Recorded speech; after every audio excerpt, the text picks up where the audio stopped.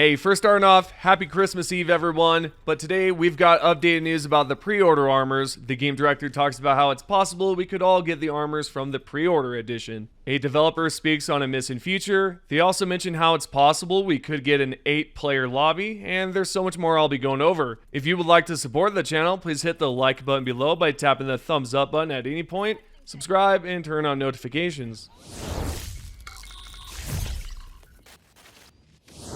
We're going to start off with the pre-order armors. Yesterday, we went over news regarding pre-orders, and at the time, the game director mentioned that they wouldn't want to drop the pre-order armors again, as it would be like breaking a promise to the players, and it's something they need to consider. However, just recently, we have new information about this. It appears it's not off the table, and it's possible we could very well see the pre-order armors again, either for purchase, or they could be given away for free. We don't know at this exact moment. Yet the game director at Arrowhead Game Studios responded to a player that brought up a great example, like how Red Dead Redemption had re-released their pre-order items, and the game director Safez responded back to that player and said, "Yes, definitely, I wouldn't say it's completely off the table, but we need to get together internally and with Sony and align on a plan if this is something we want to do. But there are a lot of considerations we need to take into account." Well, it looks like we could see the pre-order armors released again if they feel it's worth doing, and by they I mean Sony and Arrowhead. It's interesting to know that they might end up doing it if they feel it's necessary. I saw a few comments about this yesterday, and I'll feature a few here. A lot of you talked about how it should remain exclusive for those that had pre-ordered the game in the beginning, before it blew up, and I wholeheartedly agree. I said something similar, basically that the players who had faith in Helldivers 2 at the start should be the only ones to have the armor. Now that we know there's a chance, would you be okay if they did drop the pre-order armors again? I'd love to know your thoughts about this since we know it's possible and it could happen if they feel it's right. Also, the game director sort of updated us on the roadmap situation and what they would like to do. We all know that the Illuminate update dropped sort of unexpectedly. Now, I say sort of unexpectedly, considering a lot of us had an idea that the Arrowhead team was going to do something at the Game Awards. So with that being said, it looks like the team at Arrowhead wants to surprise us. Yet they're also unsure about what they want to do with the roadmap. The game director Safez wrote back to this player and said, "We're talking about a roadmap that makes sense for our game. We love being able to surprise and delight the community like we did with the Illuminate release, but it comes at a cost of players not knowing what the future of the game might look like or having something exciting to look forward to.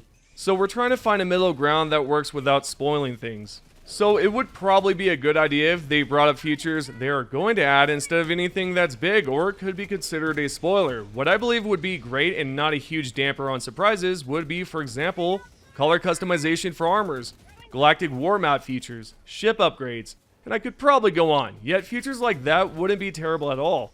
However, if they brought up new types of enemies, new weapons, or crossovers that will be arriving, that I believe is a great way to ruin surprises, right? Personally, for me, it doesn't make a whole lot of sense to do that.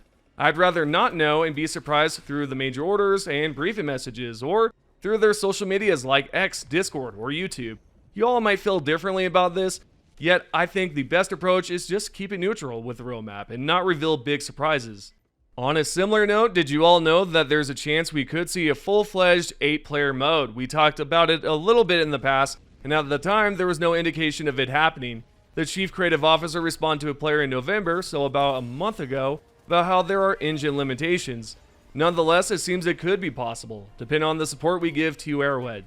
There's a Helldiver that asked Pilstead, Arrowhead's chief creative officer, about a player increase for lobbies. In his response, Pilstead said this right here. "I've answered this a couple of times, but no, the engine, network architecture, UI, performance, and difficulty can't cope. We need to do significant investment for AP co-op to work." Sure, it sounds like it's not feasible at the current moment, yet Pilstead included the word investment in his post. This doesn't mean it's ruled out or impossible to do. We have another post where he replied to his own post, essentially updating us on what he meant. He continued on to say, "As a catch, I'll reply. It's not impossible, and it's something we talk about often at the studio. Future will tell what happens." Awesome, it seems like it's possible that it can happen in the near future. An 8-player lobby sounds insane. This right here is why I will support Arrowhead by purchasing super credits instead of farming them, because when we support Arrowhead through purchases, they're going to reinvest into the game instead of how most studios would probably just stuff the cash in their pockets and Do nothing. So, as I've said in another video, I don't support any type of microtransactions, although Arrowhead is an exception. Hardly do you see a gaming studio like them that wants to give back to the players. They're all gamers at heart, at least in my opinion, and from what I could tell, they're always wanting to do the right thing. We all saw it recently with the Killzone 2 items. They handed those suckers out for free and didn't fret about it. Also, Pilstead recently brought up how they're going to add a missing feature that was somewhat cut. You can still do it right now with the fast recon vehicle. It's not a big one at all, however, a few of you might find it as a game changer. You might already know this, but you can store explosive barrels inside the fast recon vehicle. I believe the explosive barrel is the only item that you can store. For example, I tried to throw in the black box from the Illuminate mission and it wouldn't store at all. However, who knows? They might adjust it so that we can store any item we come across. I like to store weapons, mission items, and more. Next up, we have more information as to what's going on with the first-person view stuttering bug. We talked a little bit about it in another video. The developers are fully aware of the bug, and it will be fixed, most likely next month.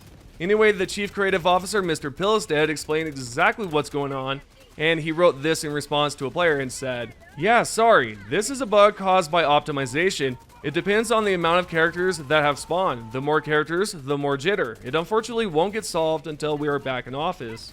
All in all, you're better off sticking with the third-person view instead of the first-person view, since we know the main issue is due to NPCs, or rather enemies on the field.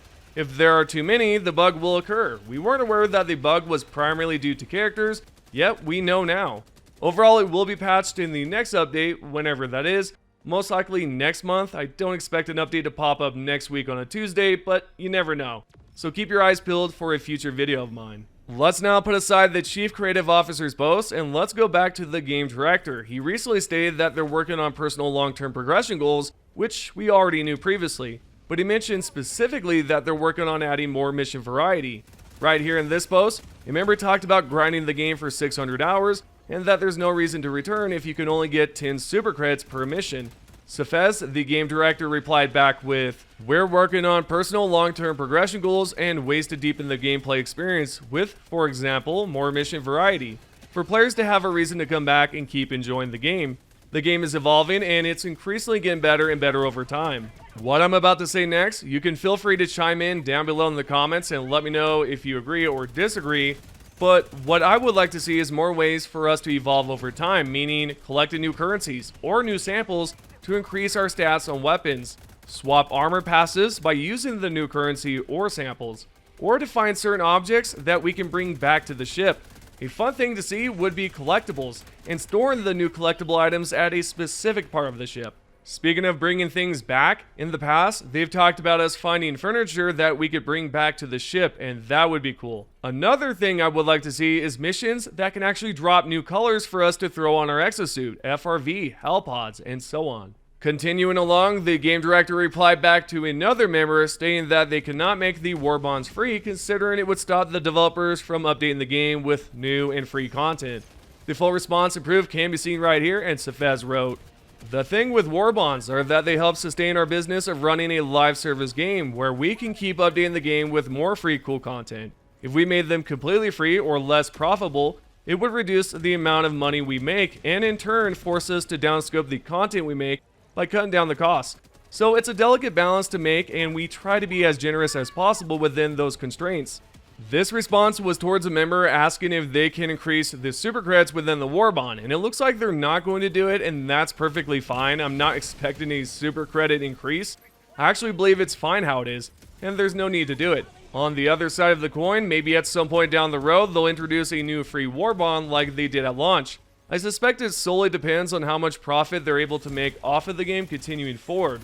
Last but not least, we have a question from a Helldiver that asks if the Arrowhead developers can increase the map size so it's a lot bigger. The short answer is technically no, they cannot due to technical limits. The proof is right here, and Safez replied back with, "The biggest problem with increasing the map size is performance issues. It would be cool with huge maps and multiple Helldiver squads, but we are a bit restricted in scope because of the technical constraints." So it appears it's not possible, although at the same time, it could be possible in the future. If we go back to what Pilstead had to say about the 8-player lobby, he mentioned that it's not impossible. Perhaps depending on the revenue and how much they can reinvest back into the game, they might be able to increase the map size and the squad size at some point down the road. There is one more response I want to bring up from Mr. Pillistad, and he talked about growing Helldivers 2 into Helldivers 3, and he also mentions that we're not able to swim because of, you know, plates and weapons and whatnot, and there's also something about protagonists. So we can see right here he wrote, "We are growing Helldivers 2 into Helldivers 3, so you may be correct, except maybe swimming. I don't think it's possible to swim in a heavy plate carrier with rifle and support weapons. Also, all our games have had the thing about protagonists not being able to swim.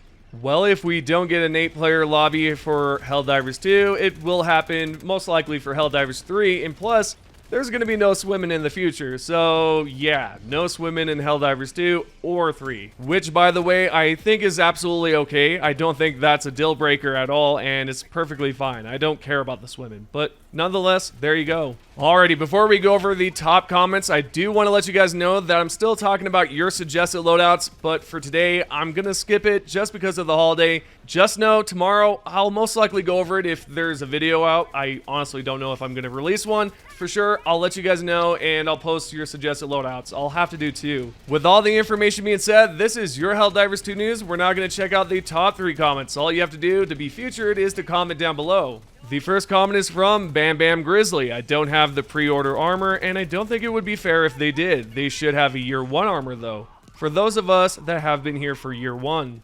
That right there is an amazing idea. And you know what they should do is actually give us the very first Helldivers 1 armor, the Admiral outfit. I think that would be pretty cool.